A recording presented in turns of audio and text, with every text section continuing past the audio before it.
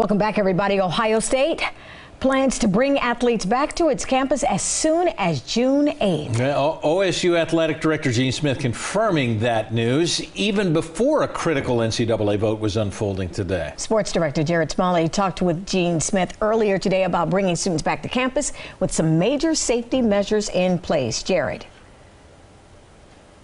And Brad and Darlene, let's start with that NCAA vote we alluded to a moment ago, because we're just now learning the result of that vote. It appears the NCAA has voted, the Division I Council has voted to permit on-campus workouts to begin June 1st. So they're lifting the moratorium, if you will, on those workouts. So athletes in football and men's and women's basketball would be able to participate in on-campus workouts beginning after June 1st. That is important because that's when the athletes, of course, are trying to get ready for their seasons. But the biggest curiosity is there going to be a season this year in the fall?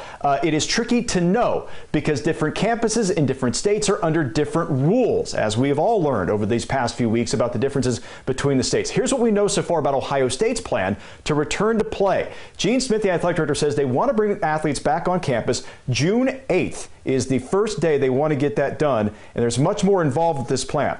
They want to make sure that athletes have the opportunity for voluntary workouts without coaches, and of course all of this is pending NCAA and Big Ten approval. Those workouts would be overseen by the strength and conditioning staff in smaller groups, maybe 9 to 10 players at most, no more than that. They would basically be in shifts coming in and out of the weight rooms all day with multiple health protocols in place to keep the athletes safe. Now, I asked Gene Smith today why they targeted June 8th as the time to return.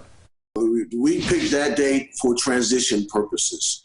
One, the vote today by the NCAA Council. Two, the institutional decision-making process. And then three, to give them time. I didn't want any of our people rushing, don't get a 7-day flight ticket, because, even though it's voluntary, we know our players want to be here. Now, Brad and Darlene, it's important to note all of this is no guarantee that there will be a football season in the fall. There are many more hurdles to clear before Ohio State and the other NCAA schools can get that far along here. Although Gene Smith said today that he is growing in confidence that there could be a season. In fact, he's closer to 100%.